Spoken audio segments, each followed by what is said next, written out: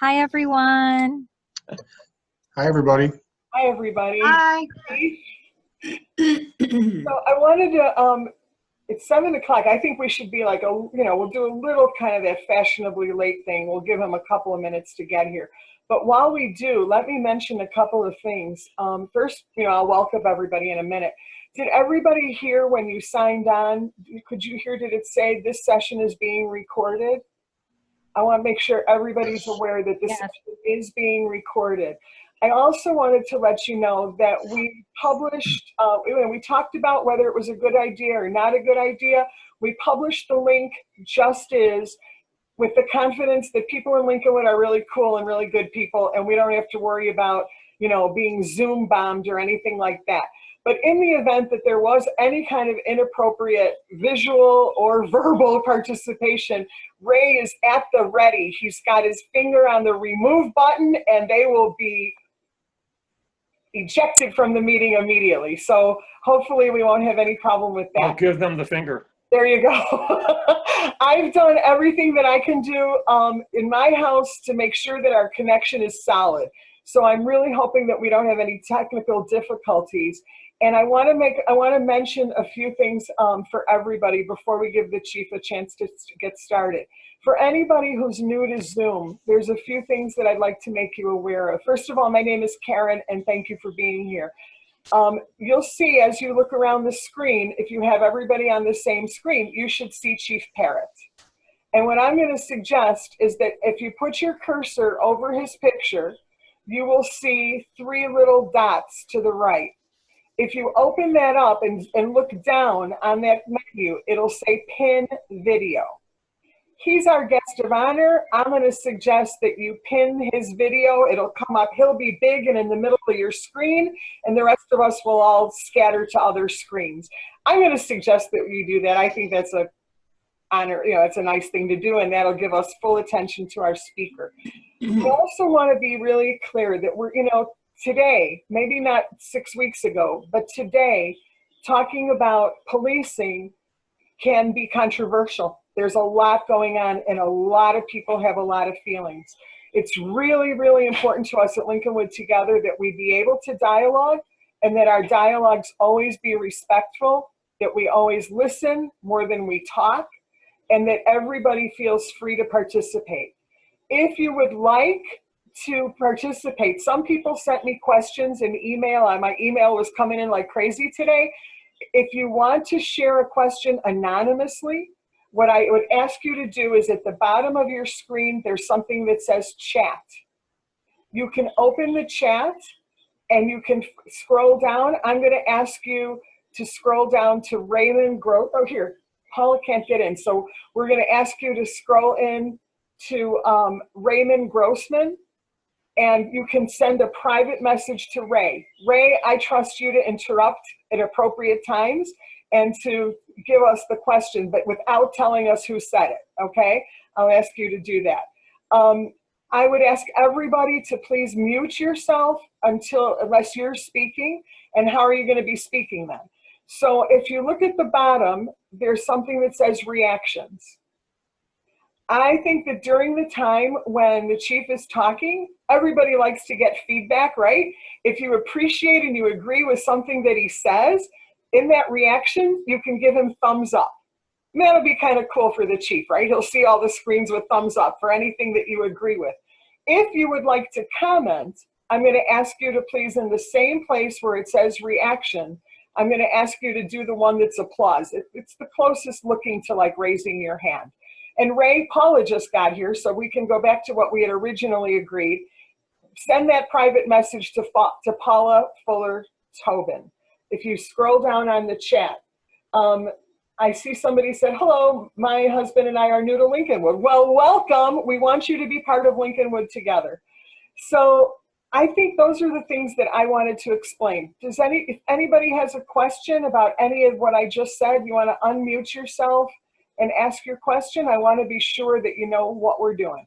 So we're going to. You want me to send a question to Paula if somebody sends me a question? No, you don't have to do it anymore. They're going to send the question directly to Paula, because you were going to do the removing thing and she was going to handle the chat. So that's what we're going to stick with that. Oh, thank goodness. Anybody have any questions? If the president calls, can I remove him? Okay, Ray, I'm going to mute you now. If you don't behave, I can do that, all right? Just so you know. All right, I don't see any hands raised. I'm thrilled to see the number of participants. Welcome, everybody. And I don't think this man, well, first I think we should acknowledge that we have one of our village trustees is here tonight, and I just want to acknowledge that Atur Sargon is here. And it is extremely meaningful, I think, to all of us that you would take your time to be with us here tonight, Atur. Really appreciate you, really appreciate your accessibility. So thank you very much for being here with us. Erin, thank you. It's my pleasure to be here. I appreciate your group putting this together. I think it's a very important conversation. I thank our chief for doing it. Great, thank you so much. So let me tell you that when all this excitement started with the protesting and all the police and the news and everything we were seeing, I kept thinking, I wonder how Chief Parrott's doing. I wonder how Chief Parrott's doing. So I sent him an email, and so amazing, you know, in these days with everything you hear, I got to, first of all, you get a response back within. Mute yourself if you're not talking. Somebody's moving paper and we can all hear you. Please mute yourself during right now. He wrote back within minutes, and we had a lovely conversation, and I thought, why do I just get this? Everybody should get this. And so I said, you know, what do you think? Would you like to participate in an event with the community? And the words you literally, I don't know if you remember you said this, but you said, I'd be ecstatic. And I thought, oh my God, like every township, every place should be so lucky. So our chief of police, no more introduction. This is our chief of police. Chief Parrott, if you would please unmute yourself, and we are here to listen, and then we have some questions. Well, Karen, I just want to say thank you for the very kind and wonderful introduction. I also have to applaud you for your housekeeping rules that you gave to the participants, because I think that that's extremely important. But I want to be here to share as much information as I can with everybody that's attending this, because this is an important topic, whatever the topic is. It could be something about what's going on now or what's gone on before, how we run the police department, and where we're headed. And I think that that is all things that everybody should be aware about. I just want to say, though, although, you know, we've obviously been through some challenging times together with COVID-19, things are moving in the right direction, which is great. And we didn't expect this other unfortunate incident to happen that's been affecting, obviously, the nation and most of all policing. But I have to say that the residents of Lincolnwood and the businesses have been such a tremendous support to the police department. I feel extremely fortunate to know that the amount of support that we have. And, you know, I just actually, prior to this meeting, and then we had a village board meeting last night. Prior to those two meetings, we're still working on 12-hour shifts. We're transitioning off of that shortly, but I've been going to the roll calls, talking to the officers. We've been doing outdoor roll calls now, just because try to get away from the electronic roll calls that we were doing as it relates to the COVID-19 issues, and just being face to face and conversing with people and trying to get back to some normalcy. So I just really want to thank everybody for, again, being so supportive and allowing us to serve the village and do it the right way. And that's really what it's all about for here. So I know I recognize some names on the screen. I don't know everybody here, but I do want to get to know everybody as much as possible. I see that Trustee Sargon's here. I know Trustee Sargon and I have conversed often, and she's very open to and very concerned about how we do policing, and we have a very open dialogue, and I appreciate that, and I think that's the way it's supposed to be with everybody. You should know your police department, you should know how we do our job, and you should know that we do it effectively, but also do it lawfully. I really didn't prepare any specific remarks tonight. I'm more prepared to field some questions and talk a little bit about what we're doing and some things that I'm looking at as a chief of police that could could improve the way we do policing here in Lincolnwood. For those that don't know much about me, I'll take just a couple minutes to talk a little bit about my background. But I've been in law enforcement as a sworn officer I'm in my 31st year. I did most of my career in Evanston. I retired from Evanston, and after 26 years as a deputy chief, worked in just about every unit within that police department, and have been fortunate enough to come to Lincolnwood for the last 2 years. I grew up not far from here, West Rogers Park, as a matter of fact. Graduated Mather High School, went to Boone Elementary, very familiar with the Lincolnwood area. Spent most of my teenage years driving through Lincolnwood at some point, and just I'm very thankful and happy to be here, working again so close to where I grew up, spending my time in Evanston. I originally started my career working when I was in college. I was working for United States Customs Service, and then became a Naperville police officer for a short time, and realized I wanted to get back closer to home, or closer to my family. So I ended up in Evanston. Like I said, my career was very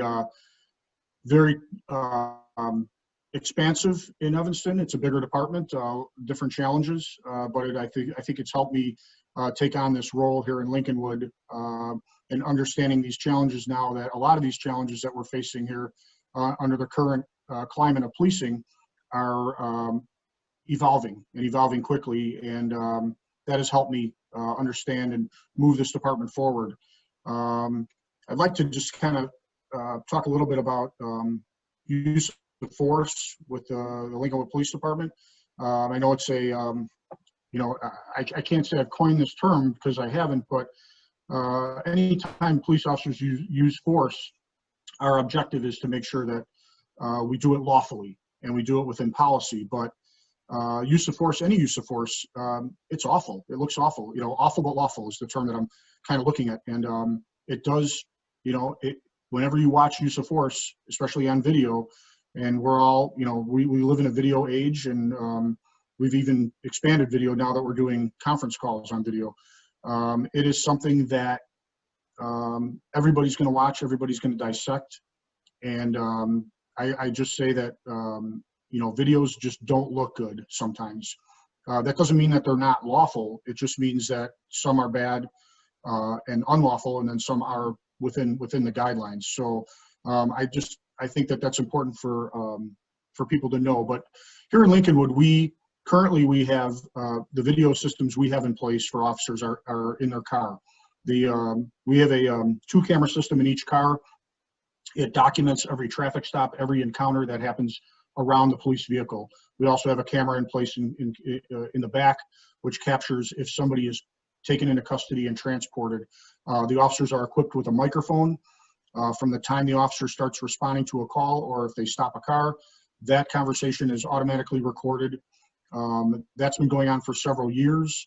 I'm sure people are aware that a lot of police departments have body cameras. I actually was involved in the body camera program in implementing it in Evanston. I am a fan of body cameras. The one problematic issue with body cameras is it's very, very costly. So costly on not only for the equipment, but to maintain it, and also having a staffing person that can look after it and also deal with any type of FOIA requests that come in related to body cameras. So it's really a full-time position to deal with that. Although I think it's great technology, and I think it protects the officer and it protects the public equally. I've seen many encounters where body cameras have actually saved the officer in terms of trying to explain themselves. And I've seen obviously the bad part where things are recorded where an officer does something they shouldn't do. And if that were to occur, then obviously as a police administrator, we deal with that accordingly. Whether if it's illegal or a violation of policy, we would hold them accountable. It's very similar to what we do now, even with the car cameras. I'm fortunate that in Lincolnwood, we police professionally, and we always ensure that officers police professionally. Are there occasional times when we do get a complaint of an officer? We do, and we investigate it fully. Our policy is that we investigate every complaint that we receive from an officer. That's the best practice, and also that is the way you maintain the trust of the community within the police department. So our use of force, I think we have good policies in place. We just recently redid all our policies in the beginning of 2019. We use a third-party vendor policy platform called Lexipol. Lexipol basically is a policy platform for law enforcement that has not only capabilities of a phone app so officers can look at the current policies of the department and make sure they know them, but Lexipol also ensures that we are practicing within the guidelines of Illinois law and national law, and also what's best practices for law enforcement today. And one nice part about Lexipol that we use is that officers get tests. So they have what's called a daily training bulletin. They get tested basically throughout the month. They'll get notifications, and they usually go in maybe once a month or once every 2 weeks, and they have to take quizzes. They get a scenario, and the scenario applies to the policy. They can reread the policy if they like, and then they have to answer the question, and then they'll get an automatic response if they answer the question correctly or not. And then we have an administrator within the police department that monitors to make sure that every officer completes their daily training bulletins. And then we also belong to another online platform called the Police Law Institute, which requires us to do monthly trainings on, could be new law updates within Illinois and procedures. Sometimes it's federal related, to make sure that we are tested and properly are covering those mandates that we need to have for training. And again, those are a lot of them. It's an online learning system, and then the officers get tested at the end of the readings to make sure that they are compliant and they understand each of those laws as they apply here in Illinois and obviously nationally. Those platforms exist in other states, but obviously different states have different laws as they apply and written. I know that there's been a lot of talk lately, especially national attention towards banning chokeholds. Illinois had enacted legislation a couple of years ago banning chokeholds. Chokeholds are basically banned with the exception of if an officer's defending himself against deadly harm himself. But just in general, an officer cannot grab a hold of somebody and put them in a chokehold. That is banned. So I just wanted to obviously explain that. I feel that we are progressive here in Lincolnwood. We ensure that, again, that our policies are up to date. We routinely check them.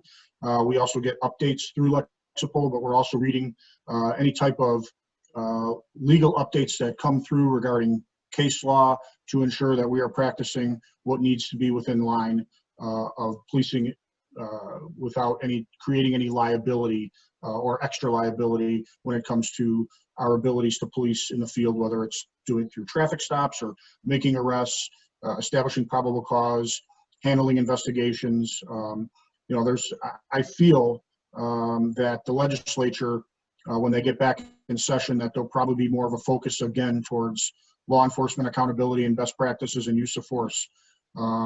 That's something that I try to stay on top of. I belong to the Illinois Chiefs Association, and part of my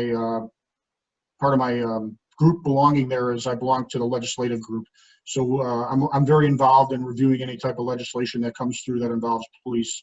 And I think it's important for the legislators to have a good relationship with them so we can give them both sides of not only what could potentially be good or what could potentially be bad for practicing law enforcement in the field. We want to have a good balance. We want to obviously protect people's rights, but we also want to protect the officer too, and not tie our hands so we cannot do our job. So it's sometimes it is a tough balance, and a lot of reading and a lot of writing sometimes, but it's an enjoyable read most of the time.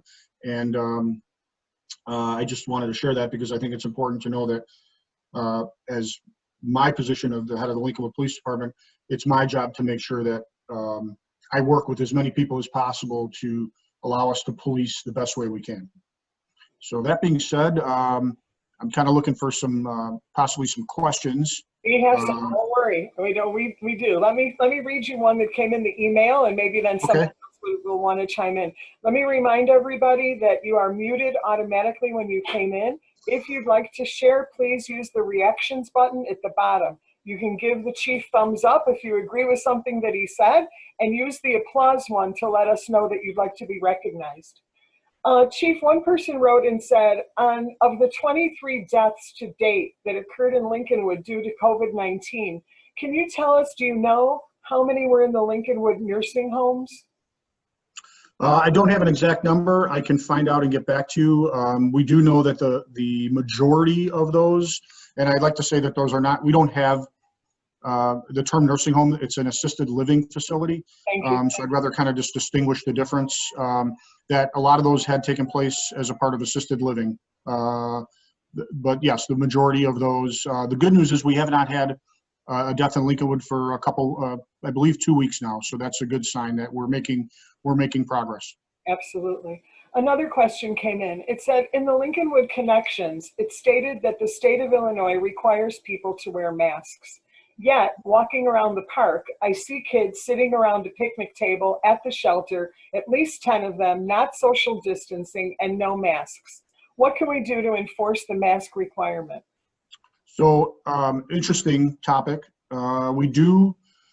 So outside in the public, if you cannot maintain social distancing, masks are required for anybody that's 2 or older, or there's an exception if you have a medical condition that prohibits you from wearing a mask or a face covering. Part of the problem is we have a lot of people that come from the same household or their relatives, and they gather outside as well as gather inside, and it's very hard to distinguish separately who belongs together and who doesn't, and who should have a mask on. If they are underage, my preference would be to ask the parents to try to get their children to comply with the mask covering. But realistically, if you're outside, it's a very hard thing to enforce, because outside you're not required to wear a mask, like I said, unless you are less than 6 feet in social distancing. But if you're from the same household, you're not wearing a mask inside either. So it's a very gray area, and it's not something that, I mean, we as police officers could, if we get a call, approach and say, hey, you really should be wearing a mask. But realistically, it's not something I would feel comfortable taking enforcement action on, because there are so many variables that may apply in a particular situation. Okay, thank you. I'm going to go with another, no, I don't see any hands up. I'm going to go with another question. What practices are currently in place in Lincolnwood that you think need to be changed in our policing? I think just keeping up with training. One thing that frankly, the COVID-19 pandemic has hurt training. I mean, we've been basically in-person training has been suspended. And that training, I mean, the firearms training, in-person firearms training has not been taking place. We haven't been able to send anybody to class. Classes have been suspended. Our particular firearms range is not functional right now. So we don't have that ability, even one-on-one, to get officers proficient in the use of firearms.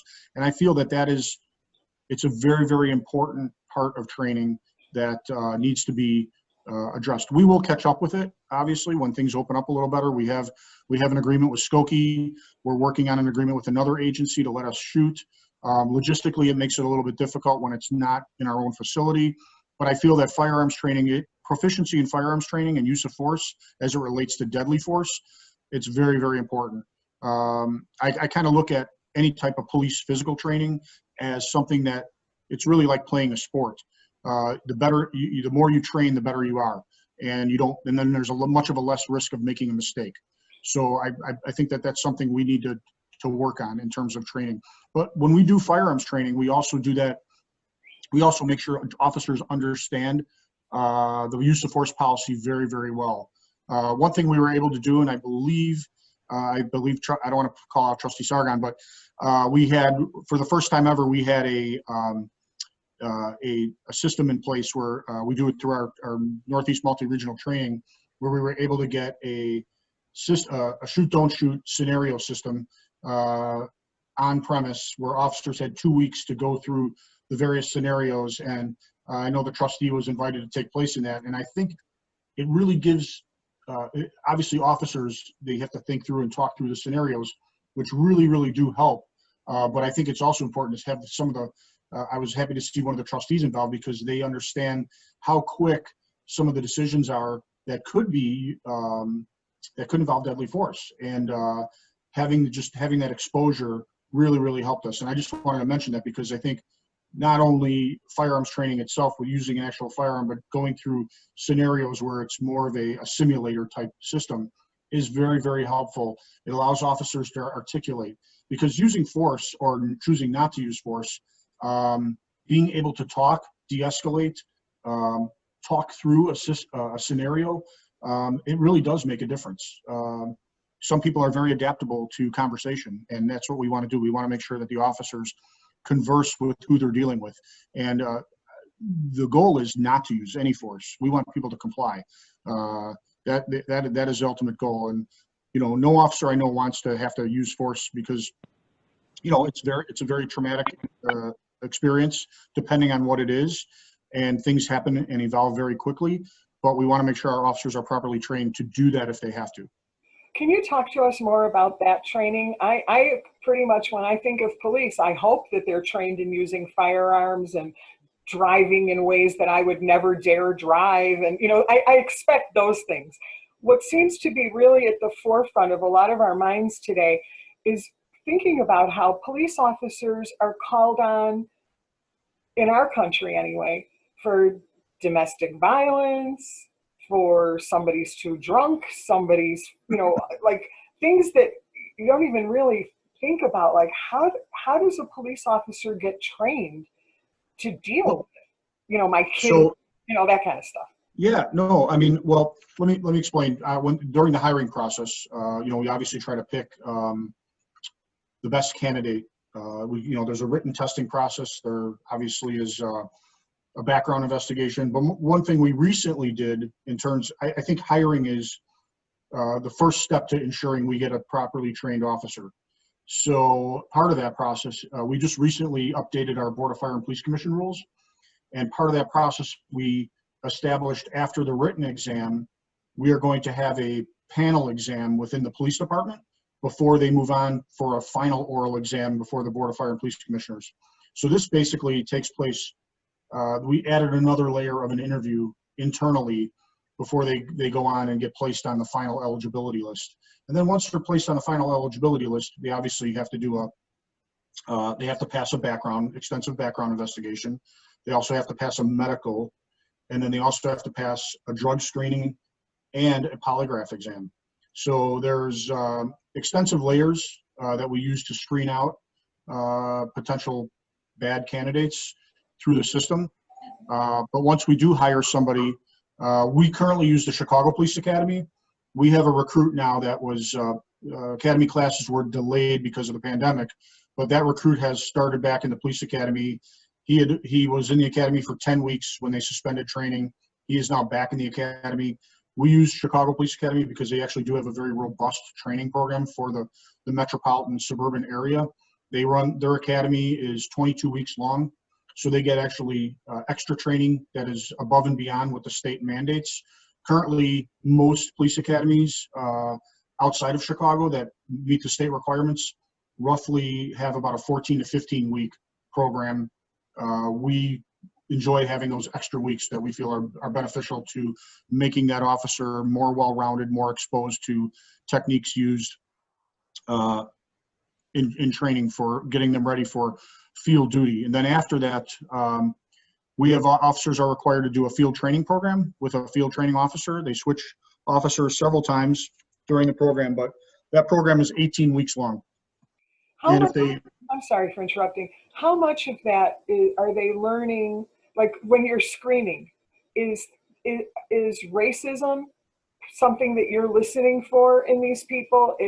We have a really diverse community. We do so many languages that are spoken and so many customs and ways of being and ways of behaving in public, and so much diversity. Is that kind of sensitivity something that's front and center? It is. We prefer to use the term, we try to screen out people for bias when we ask questions. I'm not going to divulge some of the questions because we're obviously recorded, but the specific question, but we do look for we ask a lot of different questions of candidates to try to screen out if they do have some type of bias before we potentially hire them for a position. And we also do try to recruit and people that come from a diverse background. I mean, one of the first things I learned when I came from Evanston or even worked in Evanston was we always had the goal of trying to mirror the community we represent with the officers. And luckily, even when a lot of media was looking into this after Ferguson, they wanted to see, do the officers that are hired by the police department mirror the community? And this was something that was, I came from a culture in Evanston where this was something we always tried to do. And that is something that when I came here, I'm very concerned about. And, although we do have we have a strict placement on screening people, and sometimes people fall within the list, and we obviously hire people in a certain numerical order. But when we do interview them, the oral interview does have a lot of weight towards their background, and utilizing somebody that has representation within the community is something that we really have to have. People want to talk to officers they feel comfortable with, Right. and so having that diverse police force that represents a diverse community, I think is a key to success. I truly believe that, and that's a goal that we've been working towards. And Thank you. I think, but I want to be honest, it is a challenge. It is a challenge because your candidate pool is only as good as the people that take the test. So if we can't recruit people to actually take that test, to have those different backgrounds, it makes it harder for the police department to really grab onto those candidates. So that's an ongoing challenge though across this country with recruiting candidates. Thank you. There's a bunch of questions are coming in on the chat, so I'm going to switch to the people who are actually here present. Somebody said, I didn't have a chance to send a question. My concern is the police union. Is there one affecting this village? I ask this especially with the responses of the unions I've seen in the news recently. So yeah, I mean, there's collective bargaining agreements exist in most villages or cities. In Lincolnwood, the collective bargaining agreement, which is represented by the Fraternal Order of Police, Illinois Labor Council, they represent the police officers of Lincolnwood. They don't represent, though, we do not have a union that represents our sergeants or lieutenants. They're not represented. They are non-union personnel. So that being said, I'm very on top of reading through the collective bargaining agreement, making sure there are proper parameters within the collective bargaining agreement that allow management to exercise, certain rights that we need to have to make sure police officers are doing their job. I feel that we do have that. I don't feel that there's any issue with our collective bargaining agreement other than allowing them due process if there was to be an issue regarding behavior. All police officers are allowed that due process. They're also protected under the Illinois Peace Officers Bill of Rights Act for formal investigations. So not to try to go off track, but generally when police officers get complaints, there's two types. There's formal and informal. Formal is defined of if you are subject to potential discipline of more than 3 days up to and including termination. Informal would be an incident where it's investigated, they may have done something wrong, but it's not egregious, and they may be seeking discipline. Could be anywhere from 3 days or less. Could be as much as could be just an oral reprimand, so to speak. But there is an Illinois law in place that we have to define where that cutoff is between formal and informal. But I feel we have good parameters in place, not only by policy, by our Board of Fire and Police Commission rules, and our collective bargaining agreement. Thank you. There's another question. With all the Black Lives Matters events, police departments have been presenting new forms of training regarding how to treat persons that they are confronting. Has Lincolnwood Police addressed these matters specifically? We actually have. When I first became chief here, we had partnered with a grant from the Anti-Defamation League. And the reason I went with the Anti-Defamation League was because because Lincolnwood has such a diverse community, they offered a non-bias, implicit bias training for really all nationalities, religions.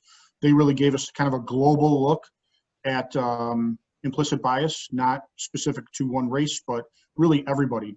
And I have to say, initially, I was concerned how the officers were going to react, but they really took it very well. And we all went through scenarios together with the trainers, and it really, I found it to be really good because it was done on a grant. We didn't have to pay for it. They offered this grant, and it was really successful. And they've done work for the Chicago Police Department. They've done work for the Highland Park Police Department. I know they've done, and I still have a very good relationship with the representative from the Anti-Defamation League. I've attended, back when we could go to breakfast together, I would go to breakfast talks about just making sure that we are staying on top of any type of implicit bias or hatred that may be developing in and around the Chicago area, because they are good about sharing that kind of information also. And is it just, the next question was, kind of goes off of that, is that just at the initial, like, is that, okay, you did that and now it's over? Or how often do you plan to reinforce that training especially as the force changes? Yeah, so I mean, the state mandates certain training that we have to have regarding that implicit bias. So we, every 3 years is what we try to do. So we will be looking at doing some more. I'm not, when it comes to implicit bias training, I'm more of a fan of in-person training than trying to do something online. There has been a lot of things that allow us to do mandates online, but my preference with certain topics, in-person training. But I realize that some of that is, our hands are tied until we kind of get past, obviously, phase 4. Some more things will open up, and then eventually, once we get to phase 5, things should be back to normal in regards to training. But the good news is that we know that I sit on the Northeast Multi-Regional Training Board for Directors, and we know that the state of Illinois has not cut our budget. They gave them the funding that they need. We just don't know how that funding is going to be split up yet between the training units. But we're hoping that we will get as much funding as we need to get people trained. One training, though, that we have been pushing, and we have the vast majority of our officers are certified in crisis intervention training. They have the 40-hour certification as a crisis intervention officer, which has really, really helped in terms of de-escalation and dealing with mental health calls. We mandate that there was a policy we implemented that we are required, the supervisors are required when officers work, they list their specialty, and one of those specialties obviously is crisis intervention. So if a call comes out that may have a mental health angle to it, could be really any type of call, disturbance, domestic disturbance, somebody acting out. If there appears to be a mental health related call, an officer has to be dispatched that is trained if they're working. What's the role of the village social worker in situations like that? I know we have a part-time social worker. Is she involved just in case management, or does she ever get involved in these kind of calls? No, she's not a first responder. So we have a part-time social worker. So that does limit us there, the fact that she is part-time, but she's very good. There is a lot of follow-up that is required after the fact. So once the police do respond on those calls that are maybe, could be elderly assistance, could be potential abuse, could be domestic follow-up, orders of protection, making sure victims' rights are adhered to regarding any type of crime that where we want to make sure that those rights are maintained. The social worker gets forwarded those reports and does follow-up contact. The social worker also deals with death notifications, other instances where there may be, I know that the social worker was involved with trying to assist with getting food delivery, people identified for food delivery during the pandemic for senior citizens. So it's kind of a well-rounded approach. But again, the social worker is part-time. And so a lot of her day is a lot of phone call follow-ups. Sometimes there are in-person visits, but that's not always the case. And if it's any potential for like what's happening at the moment, police officers have to do that just because of the safety issue. This seems like a really good place to insert a quick commercial for the village social worker. We've worked, Lincolnwood Together has the Harris Levitt Angel Fund is a sort of a subsidiary. And the Harris Levitt Memorial Angel Fund is a fund that is created by the residents of Lincolnwood for residents of Lincolnwood in financial crisis. Paula has been putting in the chat, anybody who'd like to make a contribution, it's a tax-deductible contribution to the fund. We have been honored to work with Elise, who's the village social worker. We've distributed hundreds, if not thousands of dollars to people in crisis who have either food shortage, we've paid utility bills. We're doing what we can because we have so many wonderful neighbors who are in a position to give. We don't always realize that we have so many neighbors that are in need. I mean, especially, you think Lincolnwood, but we really do. So it's wonderful. And we appreciate that. And thanks, Chief. That was a brief commercial interruption. Yeah. Sometimes I need to take a breath in between talking. I'm trying to get a lot out, but. The next question was, are there any current civil rights violation lawsuits against the village at this time that you're aware of? No, I don't believe there's any. I'm trying to think I believe we have litigation going on Potentially with one person, but I'm not, I haven't had an update in months on it, so I'm not sure where it stands. Thank you. The next question was, how big is the Lincolnwood Police Force and what are the different positions? So we have currently we have 33 sworn positions. That includes myself. And then we also have civilian staff. So I'll just try to break down the sworn staff and then I'll go into the civilian staff. So we have a chief, obviously myself. I have a deputy chief that oversees daily operations. Under the deputy chief, we have our records unit, and then we also have the rest of the department where we have, like I said, right now we're doing 12-hour shifts, and that was implemented because of the COVID-19 issue. We're transitioning out of that. We will go back to a traditional 3-watch system. So officers will work 7 in the morning to 3 in the afternoon, 3 in the afternoon to 11 at night, and then 11 at night to 7 in the morning. That switch will take place a week from Monday. You know, unless something happens where we have to feel the need to keep people and restrict that movement. But the plan is, I like to do things, I phase things in not all at once, and I kind of like to do the same thing going out. So like as we change phases for the COVID, as we go to phase 4, we're going to transition back to the 8-hour shifts. We have a detective unit where we have 3 detectives and we have a detective sergeant. That's the unit that obviously handles any type of follow-up investigations or major crimes. They do stay fairly busy in terms of following up on domestic batteries, thefts, car burglaries. We have had, our crime rate actually has been fairly stable this year. Last year we saw probably one of the biggest reductions in crime we've seen within the village, which was nice. So we saw a little bit of an uptick towards the end of the year, but we were able to manage it well with personnel. Again, we have 33 sworn. One of those officers is at the academy, and we generally try to balance each shift with approximately 8 officers. So, and then we have supervisors. Obviously, each shift has a sergeant and a lieutenant. So there's 3 lieutenants total, 4 sergeants total. In addition, as I said, the deputy chief and myself. We have 2 records clerks. We have an IT specialist on hand to handle any technical issues. We do have a lot of information systems through the police department. It's a very robust topic because there's just so many moving parts between our car cameras, our car computers, our dispatch center, our records management, and in our in-house camera system. I'd like to say there's always technical issues that seem to evolve. With the more technology you have, the more troubleshooting seems to arise. And then we have our part-time social worker. And then we have our executive secretary who works, basically does all the payroll and everything else for myself and manages the timekeeping and really just kind of is the central repository of handling everything for the police department administratively.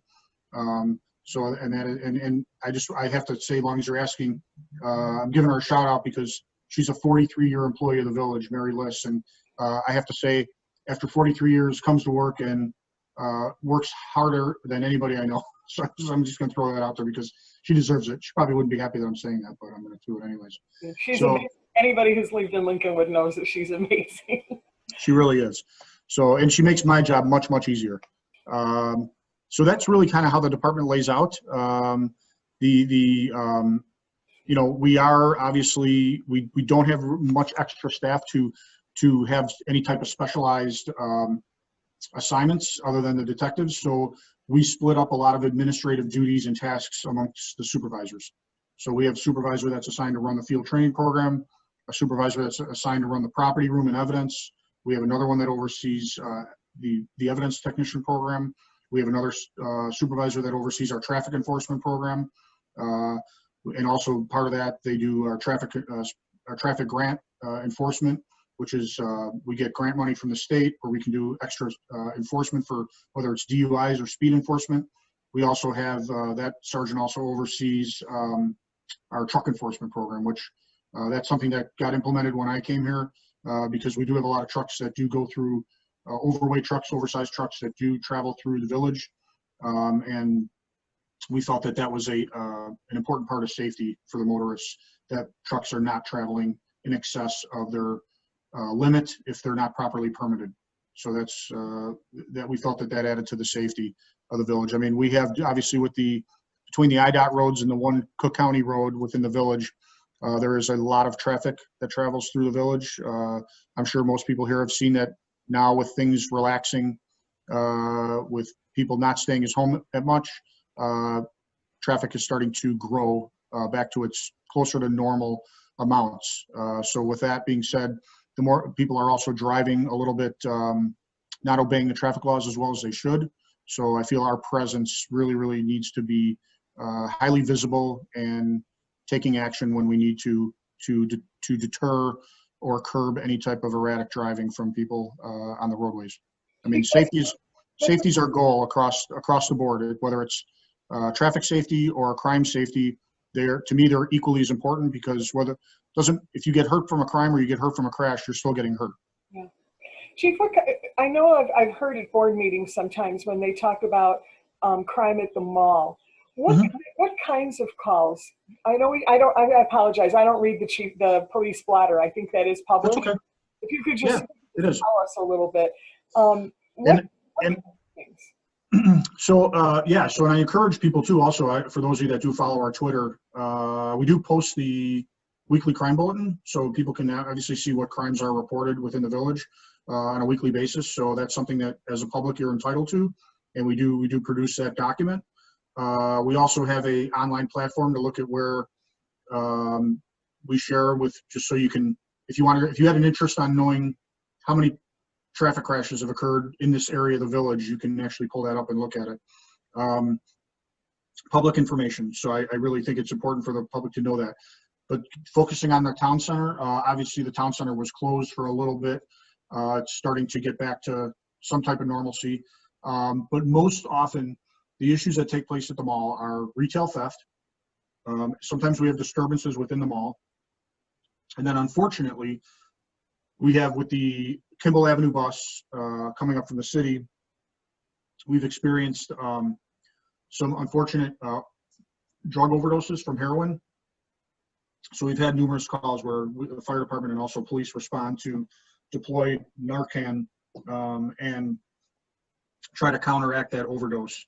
Most often, those individuals are revived and transported to the hospital for treatment. We've been very successful with deploying the Narcan is the brand name, naloxone is the generic name of the counter drug to reduce the risk of bringing somebody out of an overdose reaction to heroin, and mixed usually with fentanyl. We have deployed it quite often. Every officer's trained in it. We belong to a grant program that provides those doses for us free of charge, so we can respond and administer those doses. Well, so I hate to say that is a legitimate issue at the mall, and it's troubling, but it's something we obviously have to deal with. And around the village? I'm sorry? And like the kinds of calls that you get around the village? Kinds of calls around the village vary.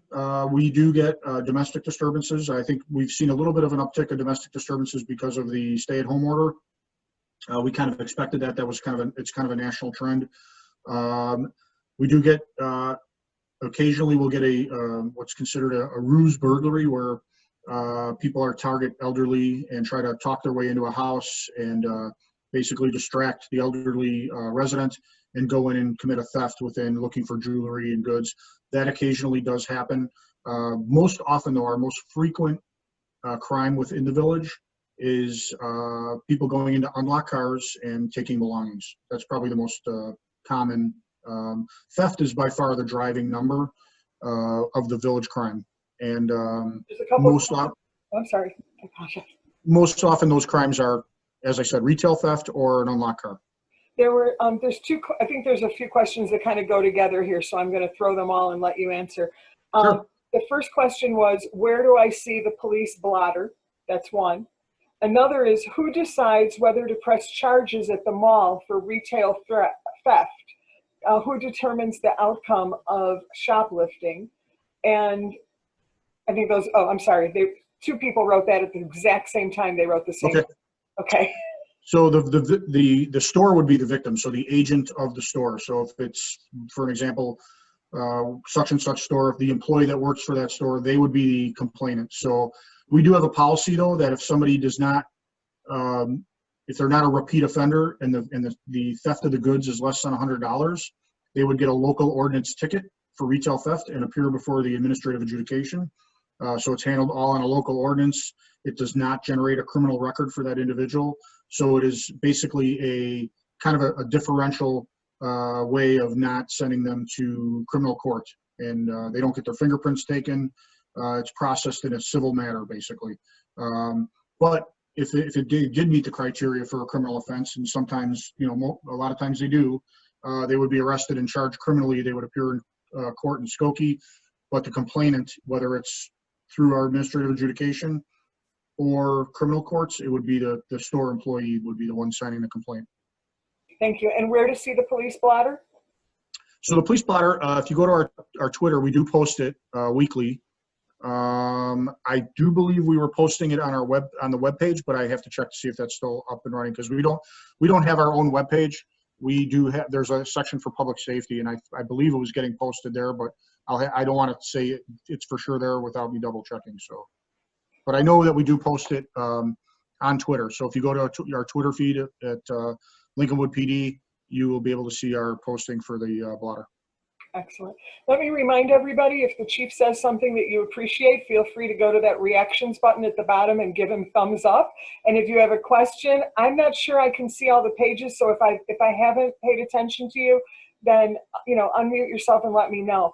But you can go to the reactions and use the applause to raise your hand. There goes some thumbs up. Appreciate that. Chief, there was another question that came in. It's a little sensitive. Okay. Through the email, and that was, the person said, I've heard a lot of stories of unpleasant interactions in Skokie between residents and the police.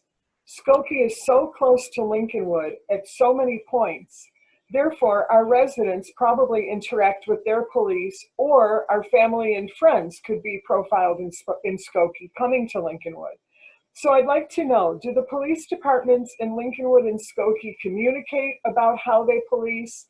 Are there consistent policies in Niles Township? If not, how can we start that?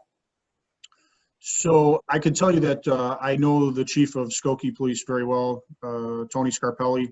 I actually just spoke with him today. As a matter of fact, we exchanged emails. We have a very good working relationship with Skokie. They're a much bigger department. They're also a much busier municipality than Lincolnwood.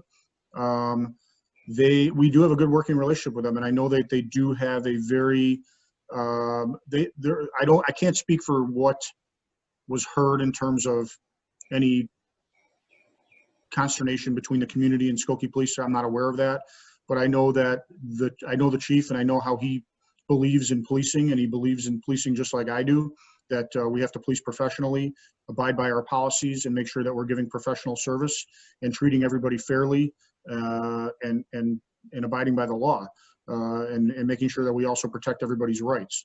So I could pass that comment that you're sharing with me on to him, but I don't know specifically of any instances between negative instances between Skokie Police Department and residents of Lincolnwood and or Skokie. Thank you. If you mentioned that while chokeholds are banned, what are the guidelines for use of force? So use of force is a very broad topic, because we define force, and then we also look at what's deadly force. So I mean, we always want to make sure that our force is justifiable, and there's a lot of different components that go around. I mean, we want to make sure we're acting reasonably. We are also trying to make sure that we've exercised as much judgment as possible to not have to go to physical force. But I say use of force is a very dynamic issue. It can evolve very quickly. We try to have officers, utilize their skills, their body language, their verbal skills to try to avoid using force. But oftentimes, sometimes the force, we have to jump to force right away, because we may arrive on a call and somebody may be physically harming another person, or we may arrive on a call and they're fighting with maybe the security guard because they're getting stopped for retail theft, and we have to go physically take them into custody. it's a very, like I said, it's a very broad topic, but we want to ensure that officers act and utilize all their tools in their toolbox to make sure they're making justifiable actions, and they can also do it legally and within our policy. If there's somebody that has particularly wants to see our use of force policy, I have no issue sharing that. Please email me and I'll be more than happy to share that with whoever. Thank you. Another question came, do you make any use of the cameras that some people have on their doorbells? So what we do is, specifically Ring, we are a partner agency with Ring, as many other law enforcement agencies are in the Chicago area. We cannot go on to a Ring camera and just look at it. We don't have that ability. What we do though is, if there is a crime in a neighborhood, and when I say a crime, I don't mean, it has to be a legitimate crime. We can send a request with a time frame of when that crime occurred and ask residents who have a Ring camera to review their footage themselves. And if they see something that looks like it may be beneficial or be related to what we're looking for in terms of solving that crime, then they can share that with us. So that's really how the system works. We usually send something out, and then people that are subscribed to Ring will get a notification from the police department and say, hey, the police had, let's say a car burglary occurred in this area between this time frame, and we never give them the exact address. And we just say, can you please review your footage that may result in helping the police locate an offender? And that'll go out. A lot of times we also still, as a part of due diligence, because not everybody does have a Ring camera, we do canvass anytime a crime is reported on the exterior of a street. We do canvass that neighborhood, and we will knock on doors asking somebody if they have a camera system or if they saw anything. A lot of times sometimes the cameras are visible, sometimes they're not. But cameras, not only do we do that for the purposes of trying to solve the case, but the state's attorney's office actually requires us to do that if we do develop a suspect and we're trying to ascertain a charge. That has become a normal protocol for trying to get charges. Thank you for that as well. I think I'm reading all the questions that I see in the chat. If there's anyone you're here, I'm so happy that so many people are joining us this evening, and I want to be sure, we still have about a half hour left. I want to be sure that you leave satisfied, that you're glad that you came, that you heard what you wanted to hear, or at least the issue that you wanted to hear. So please take this time to take a moment to reflect. If you have a question, this is a good time to either raise your hand or send it over on the chat to be sure that we get it addressed.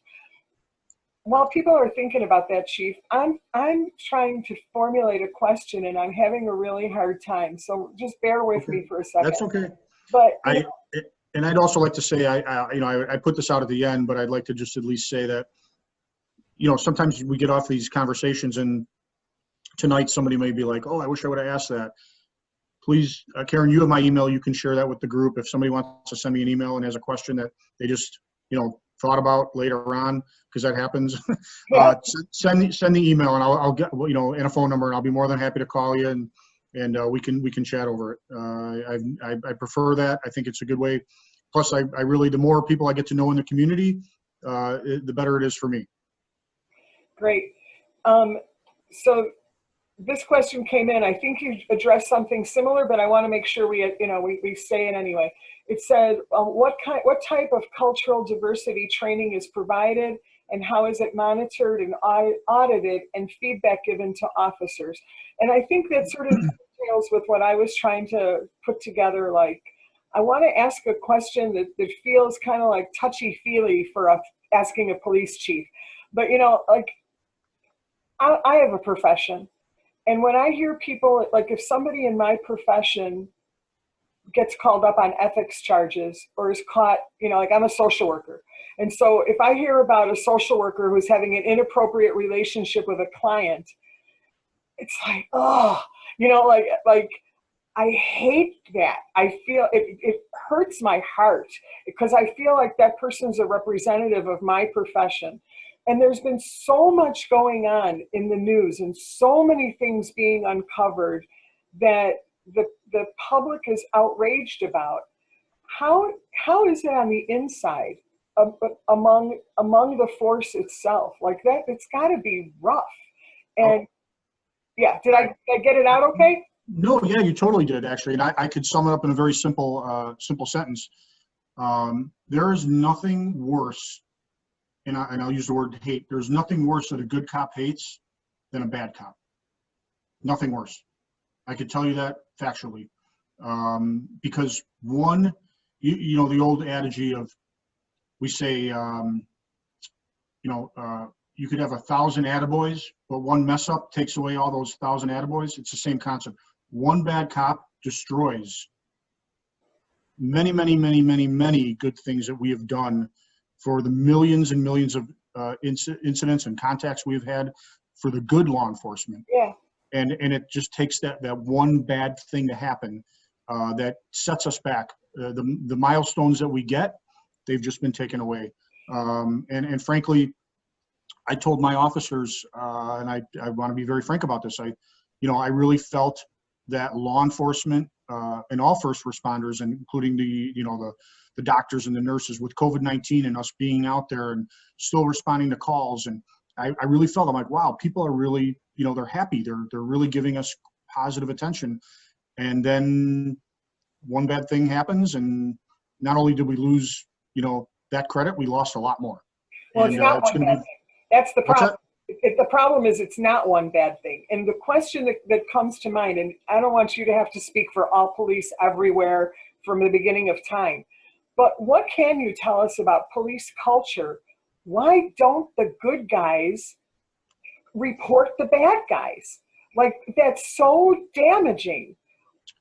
I can't say that they're not reporting the bad guys, but it depends on what the complaint is, how it's investigated, and is it sustained, and is there discipline taken, and is the discipline not challenged, or if it is challenged, is the officer held accountable under that discipline, or is it reversed and they have to give the officer back his job, or they decide not to give him discipline? I mean, there's a lot of, like I said, there's a lot of different factors, Karen. That'd be really frustrating. There's a lot of moving parts, and I can't make and dissect every incident that's happened nationally, because we all watch the news and we see what's going on, and we see all these things reported. But unless I get all the facts, and I mean all the facts, which I don't know that everybody has all the facts regarding anything, because some of it's protected information.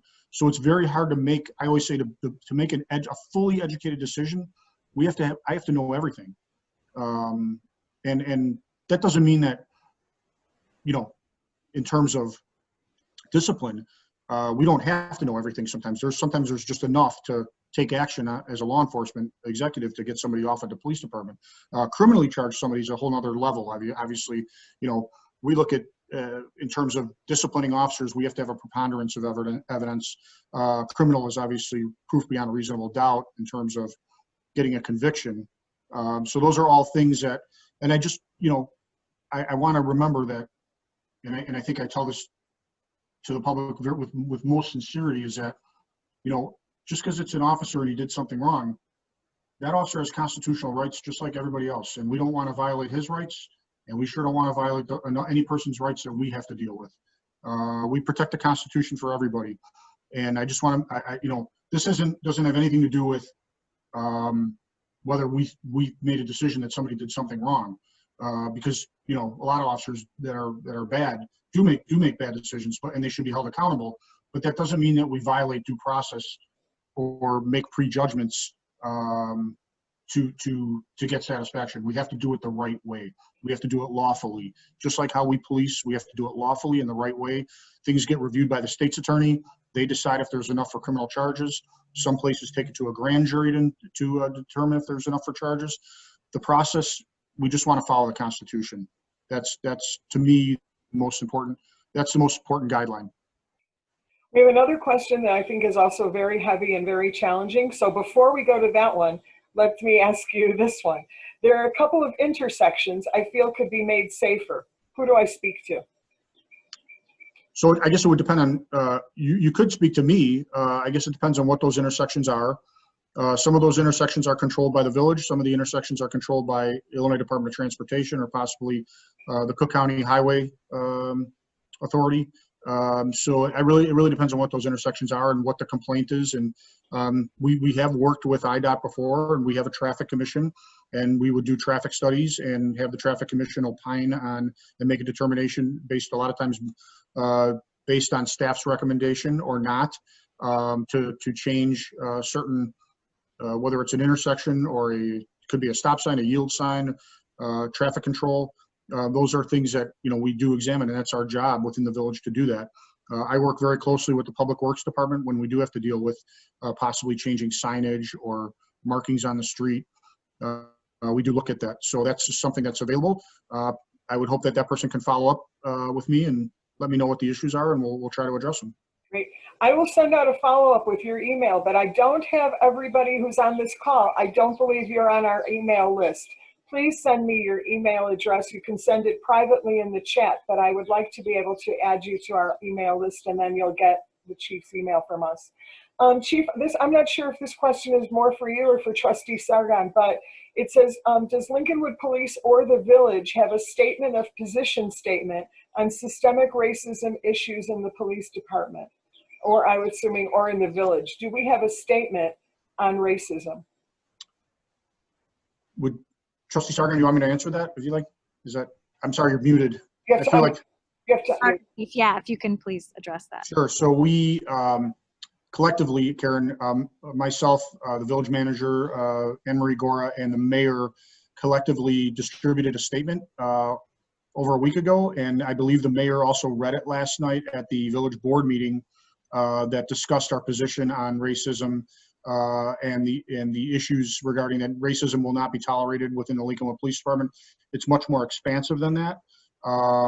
But I encourage, it is posted on our village website, and I encourage everybody to look at that statement, because I believe it is a very important statement from the village on how we position ourselves regarding how we don't tolerate racism.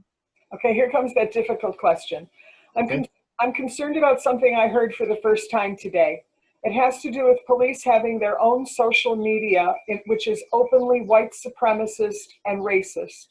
What would happen if you found out that your officers participated in this type of social media? They would be subject to discipline. We do have a social media policy that it applies to officers. The one thing I'd like to mention, though, is depending on what is stated and what they state, some things do have First Amendment protection and other things don't. So I would have to know exactly who it was and what was said. Okay, thank you for that. Let's see, 1 second, I'm scrolling here. I think I addressed this a little bit, but they said, we often hear of police officers who have many complaints on their records. Why do departments keep officers with bias or violence problems? I think it depends on the issues. Some issues are not as straightforward as they seem. I think it depends on how it's investigated. Some places have very good investigative process for complaints. Some don't. That's probably my best answer for that. But tracking the officer, and officers are, if an officer is doing their job, that doesn't mean that they're not going to get a complaint. If they're doing it the right way, they could potentially still get a complaint. But it's our job to make sure that we investigate it fully, and that if there is an infraction, that we document it. And some offenses are, like I said, they could be informal or they could be formal. Some offenses are just in and of itself, one time could be allowing us to fire an officer. They could have multiple offenses. Sometimes officers, maybe just their demeanor is bad. Eventually they'll work themselves up to potentially a formal complaint, but sometimes it just requires counseling. It's like anything, progressive discipline. We try to, when we discipline an officer, depending on what level it is, we try to give them training and counseling before we take punitive action, which is suspension. Got it. Here's one that should be easy. Is the village hall open now? How are we supposed to purchase an auto sticker for Lincolnwood? You can. The village hall is open at 9 to 1, and they are open. They kind of did a little more of a softer opening, but and I would just like to tell people too, if you do go to the village hall, the side you're used to going in on, which is on the finance side, That's the entrance, and then they're having everybody exit out towards the community center, the far door. So you actually walk past, after you go to finance, you would walk past the village manager's office and exit out that door towards the community center. That way we're trying to keep the flow of people coming in, keeping them socially distanced, also requiring a face covering, and then sending them out away from other people that potentially they avoid basically a crisscross in their paths. Great. There was a follow-up question to the one about. Sorry, if I can just quickly add too, we are recommending people to go online to purchase the stickers, and we've also extended the deadline through September to give people more time to get their vehicle stickers. So they don't get mailed out? There's no option for mailing them out like in Skokie? You can still, yeah, you can still mail them out. That's still an option. I just wanted to let people know that if you're not comfortable going in or going through mailing, you can do it online. And you have more time to go in. We've extended it through September, the deadline to get the sticker. Thank you. Thank you for that. Going back, there was a question about when you responded about the hate groups online, Chief, there was a follow-up. Could you please clarify what does not have First Amendment protection and what does regarding racist comments? Well, I think it would depend on what the comment is. I mean, if an officer is saying something that's hatred driven, specifically very undistinguishable, if they make a comment that maybe could be interpreted as racist as opposed to straight out racism, that's obviously makes it a little more complicated than if it's just straight up racism. We could take disciplinary action in terms of their comment. We'd also have to be able to identify them, and that account. I mean, I would hope that no officers have like fictitious accounts and are not doing something subversively.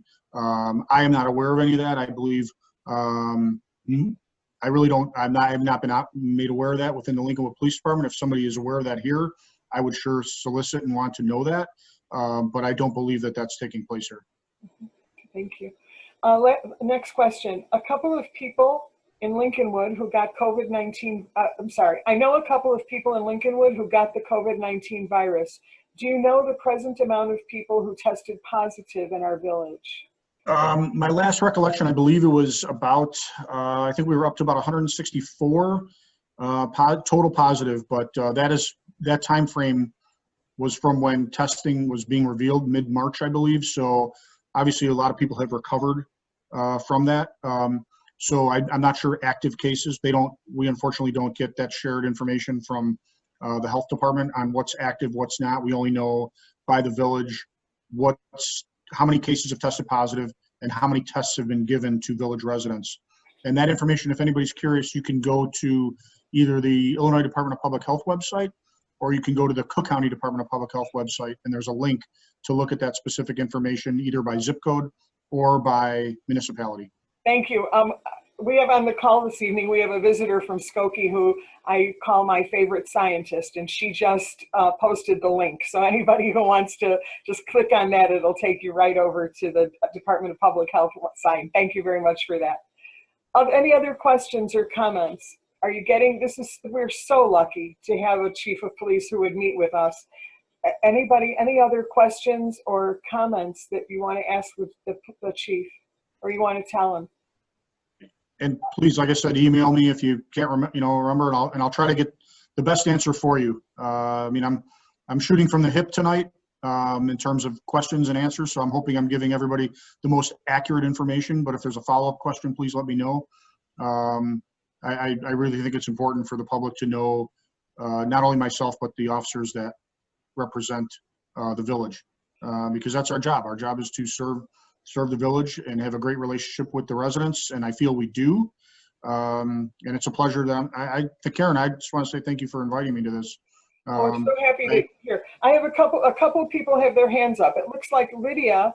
Lydia, can you unmute yourself if you want to make a comment, please?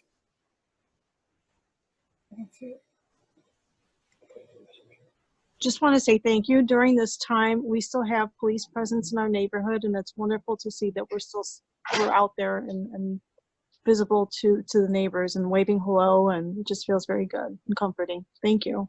Thank you very much for, I appreciate hearing that, because I've told my officers at the roll calls, I said, now is the most important time to engage the public and be out there and be seen and talk to the residents. So thank you. I'm getting one right now, another comment, 1 second. It says, "Hi Chief, thank you for taking the time to address our community. With everything going on, it's my understanding that if you have one good cop and one bad cop, then you really have two bad cops. It seems like it's not enough to just be a good cop anymore. What I want to know is what you and the police department are doing to actively counteract the proliferation of bad cop activity. Thank you. I have nothing but respect for you and our police department." Well, thank you for the compliment, and I can address and say that I talk regularly with our supervisors in the field to ensure that our officers here in Lincolnwood are properly supervised and that their actions are, I don't want to say overly scrutinized, but scrutinized to the point to make sure that we are doing everything lawful and we are performing the best way we can for the residents. Oversight, policing oversight has to happen, and it has to happen from just above the level of an officer to including the officer themselves. And if something were to happen, even if a supervisor wasn't there, if another officer is there and they see something that's wrong, need to know about it. And I can give you an example. I can't go into details, but we had an incident where a supervisor observed an officer didn't have the best demeanor when they were dealing with somebody they were stopping. This is quite some time ago, but the officer was disciplined. The supervisor was doing their job by reviewing the video, and I require my supervisors to do regular video checks of officers. They do random checks to make sure that officers are engaging the public properly, and the supervisor noticed something that was inappropriate, and it was dealt with.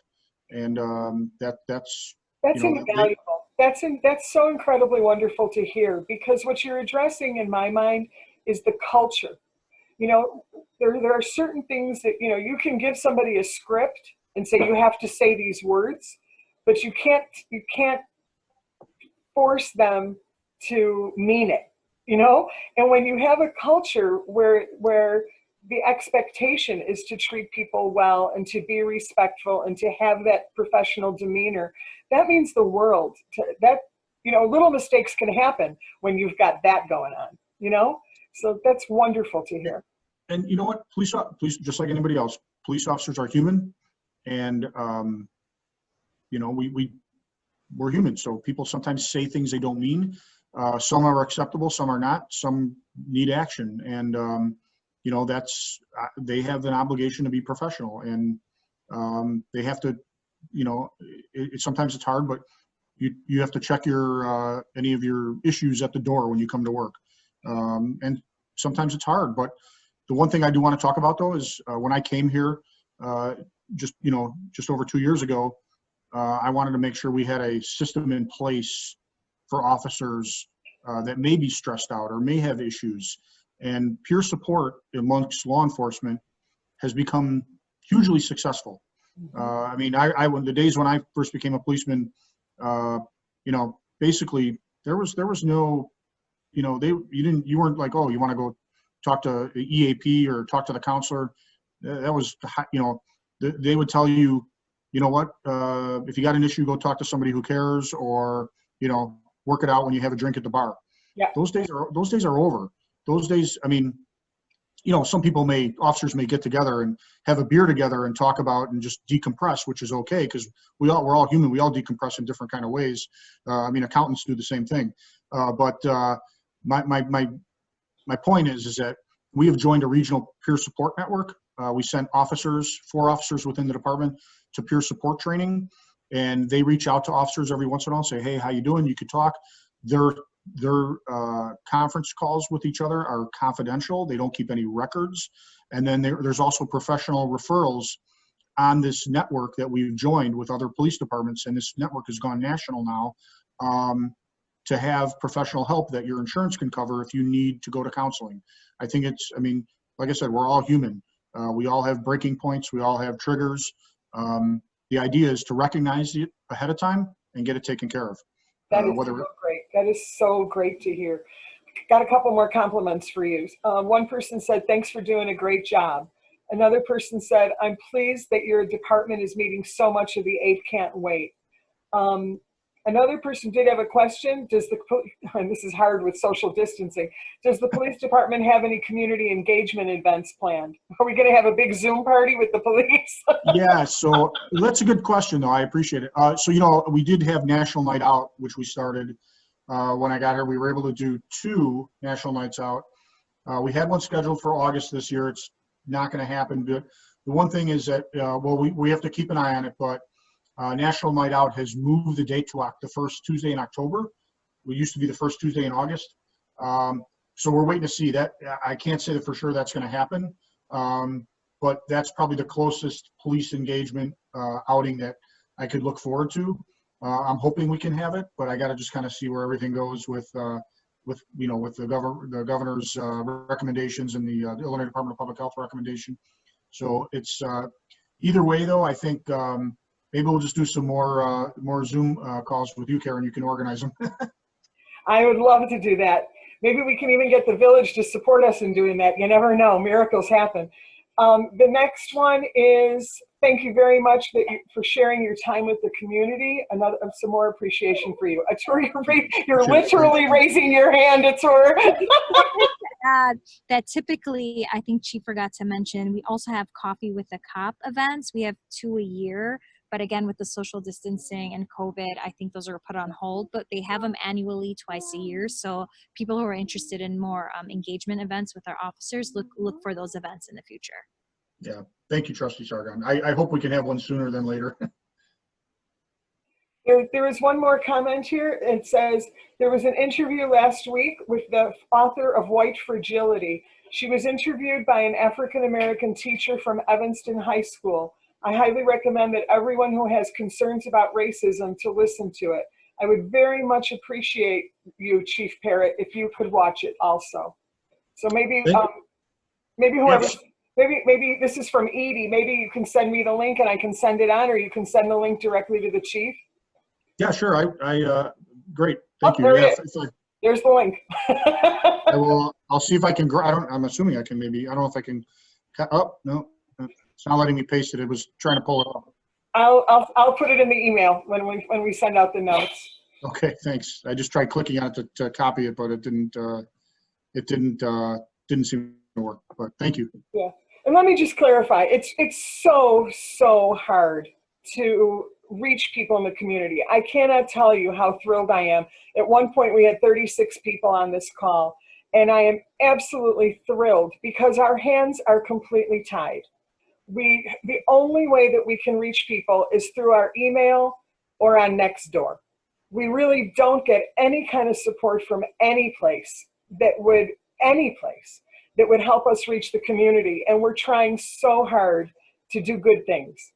And it's just, I apologize if I was sarcastic a moment ago, but I try so, you have no idea. I work, and how much effort and stress to see, and I'm so thrilled that there's 36 people here. But I got to tell you that I sweat every single one of them.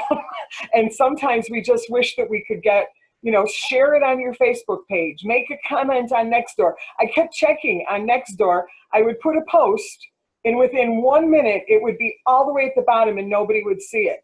And it's somebody selling a chaise lounge, and somebody, is doing something else. And I appreciate all those things. But we really have no way to communicate resident to resident in Lincolnwood. There's no community calendar anywhere. There's no way, there's nothing that the village will do. There's really no way, and I get very frustrated. So I apologize if I was sarcastic a moment ago. And somebody said, thank you for sending it, that's very nice. Somebody said there were 40 people on the call at one point because there were 4 couples. Chief, I hope this won't be the last time. You're a treasure in Lincolnwood. I appreciate so much that you didn't hesitate, and I can't tell you what that means to all of us. I'm going to make one more shameless plug, and then I'm going to invite you to, to close out for us. I want to thank everybody for being here tonight. I want to remind you, please send me your email address. You can send it to lincolnwoodtogether@gmail.com, or you can put it in the chat. We want to stay in touch with you. Lincolnwood Together is only doing stuff. We have 3 goals. We want to foster a community that's informed, that's engaged, and that's unified. We have no other political leanings. We have no other leanings of any type, just informed, engaged, and unified. We do have a project of ours. We started a 501c3 of Lincolnwood residents, helping Lincolnwood residents financially who are in crisis. And if you want to make a donation, I've noticed that Paula has been putting the link to the GoFundMe, especially in this time of crisis. We didn't know, I didn't know. I've lived in Lincolnwood since 4th grade. I didn't know that 13% of the kids in Lincoln Hall get either fee reduced or free lunches. 12% in Rutledge Hall and 11% in Todd Hall. I had no idea that 10% of our families, assuming that everybody had kids, it's probably a higher percentage, qualify for assistance. And in a time like this, when so many people have lost their jobs and when so many families can't handle a $400 emergency, and yet we live next door to neighbors who are more than willing to give and who have more than enough to give, we're just trying to make the connection. We're just trying to get the connection so that we can help our neighbors. So if you want to help us with the GoFundMe, that would be awesome. Chief, you've had plenty of time to think about what you're going to say next. I kept talking, right? No, I really, it's just like I said, it's been a pleasure to talk to everybody, and I thought this was a great way of doing this. Under the times we live in, so I felt very engaged, and I could see everybody's facial expressions too, which is very nice, because you can't always do that when you're talking to a group, but in person. So I just want to thank everybody, and again, please reach out to me if you have any issues that come up or concerns or questions. That's my job, to be here for the community, and I want to make sure that our police department continues to do the best job we can. So thank you. Thank you very much. Thanks everybody for being here. Really